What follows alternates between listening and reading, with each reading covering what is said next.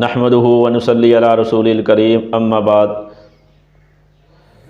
جمادی الثانی مہینے کے عنوان کی وجہ سے ابو بکر صدیق رضی اللہ عنہ کی سیرت ہم بیان کر رہے ہیں، ان کی زندگی کے چیدہ واقعات ہم نے پیچھے بیان کر لیے ہیں۔ تو آج ابو بکر صدیق رضی اللہ عنہ کی زندگی کا ہر واقعات ایسا ہے کہ جو ابو بکر صدیق رضی اللہ عنہ کا حضور صلی اللہ علیہ وسلم کے اتباع کے اندر اتنا مماثلت تھی کہ ابو بکر صدیق نے اپنے آپ کو فنا فی الرسول کر دیا تھا۔ اس طرح حضور صلی اللہ علیہ وسلم نے زاہدانہ زندگی گزاری تھی، اس طرح ابو بکر صدیق رضی اللہ عنہ کی زندگی بھی ایسی تھی۔ ام المؤمنین حضرت عائشہ رضی اللہ عنہ فرماتی ہیں کہ میرے والد محترم سیدنا ابو بکر صدیق رضی اللہ عنہ جب اپنے مرض الموت میں مبتلا ہوئے، اس وقت ایک دفعہ مجھے بلایا اور فرمایا کہ میں نے اپنے دور خلافت کے اندر مسلمانوں کے مال میں سے 1 درہم اور دینار بھی اپنے قبضے میں نہیں لیا، سوائے اپنے گزر اوقات کے جو میرا مقرر تھا وہ تو میں استعمال کیا، ویسے مسلمانوں کے مال میں سے میں نے اپنا کوئی درہم اور دینار بھی گھر کے اندر جوڑ کر کے جمع کر کے نہیں رکھا۔ چنانچہ آپ میرے وفات کے بعد دیکھ لینا کہ خلافت مجھے ملنے سے پہلے میرا مالی حالات کیسے تھے، اور خلافت ملنے کے بعد اگر میرے مال میں اضافہ ہوا ہے تو پھر تو میں نے مسلمانوں کے مالوں میں سے پیسے لیے، اگر اضافہ نہیں ہوا اتنا ہی ہے تو پھر آپ سمجھ جانا کہ میں نے مسلمانوں کا جو مال تھا اس کے اندر سے کوئی اضافی رقم اپنے گھر کے اندر جمع نہیں کی۔ چنانچہ جب وہ ابو بکر صدیق رضی اللہ عنہ کا وصال ہوا تو آپ رضی اللہ عنہ کے پاس ایک غلام تھا، حبشی غلام تھا جو کھانا کھلانے کے لیے رکھا تھا، اور ایک اونٹ تھا اور ایک پھٹی پرانی چادر تھی۔ یہ ساری چیزیں جو تھی ابو بکر صدیق نے یہ وصیت کی تھی کہ میرے بعد یہ حضرت عمر رضی اللہ عنہ کے پاس بھیجنی ہے۔ تو حضرت عمر رضی اللہ عنہ کے دربار میں جب یہ غلام اور یہ چادر بھیجی گئی تو حضرت عمر رضی اللہ عنہ اس کو دیکھ کر رونے لگے،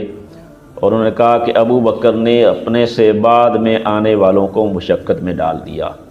یعنی ابو بکر سے بعد میں جو خلیفہ بنے گا اس کو بھی ابو بکر کی طرح ہی زندگی گزارنی پڑے گی، کہ انہوں نے جس طرح حضور صلی اللہ علیہ وسلم کے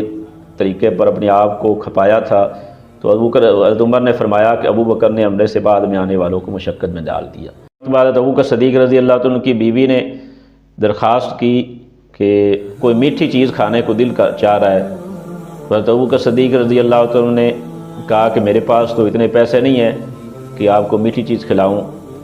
تو بیوی نے کہا کہ روزانہ کا جو ہمارے پاس جمع ہوتا ہے روز کے کھانے میں اگر ہم تھوڑا تھوڑا بچا لیا کریں تو کم خرچ کریں تو اس میں جمع کر کے ہم میٹھی چیز کھا لیں گے۔ تو ابو بکر صدیق رضی اللہ عنہ نے اجازت دے دی، تو بیوی نے کچھ تھوڑی مقدار جمع شروع کر دی۔ اس کے بعد جب کچھ پیسے درہم جمع ہو گئے تو اپنے خامد سے کہا کہ آپ اس سے کوئی میٹھی چیز منگوا لو، ہم اس کو پکا کر کھا لیں گے بازار سے۔ تو ابو بکر صدیق رضی اللہ عنہ کا کہ تجربے سے ہی معلوم ہوا کہ اتنے پیسے ہمارے گھر کے اندر زیادہ آ رہے ہیں کہ جو آپ کے پاس اتنے روزانہ کھانے کے علاوہ بھی آپ نے اتنے بچا لیے، تو وہ سارے جو مقدار پیسے جمع کیے تھے اہلیہ نے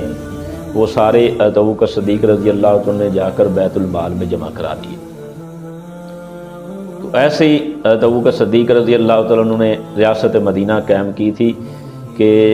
اپنے ساری سرکاری خزانے میں سے کوئی ذرا بھی مقدار زیادہ انہوں نے نہیں لی تھی، حالانکہ کپڑے کے تاجر تھے، بہت بڑا کاروبار تھا، لیکن جب مسلمانوں کے خلیفہ بنائے گئے تو بادشاہ بنائے گئے تو اپنے آپ کو ایسا انہوں نے خلافت کو چلایا تھا کہ ریاست مدینہ کا جو اصل نقشہ تھا وہ ابو بکر صدیق رضی اللہ عنہ نے کام کر کے دکھایا تھا۔ مرتے وقت بھی جو ابو بکر صدیق رضی اللہ عنہ پیچھے چھوڑ گئے تھے، بڑی تھوڑی مقدار چھوڑ گئے تھے، بڑے زاہدانہ زندگی گزاری تھی، اور سرکاری خزانے میں سے بھی اپنے ضرورت سے زیادہ کچھ بھی ابو بکر صدیق نے نہیں لیا تھا۔ تو اللہ سے دعا ہے کہ اللہ جل شانہ ہمیں ان حضرات صحابہ کرام کے نقش قدم پر چلنے کی توفیق دے۔ وآخر دعوانا ان الحمد للہ رب العالمین۔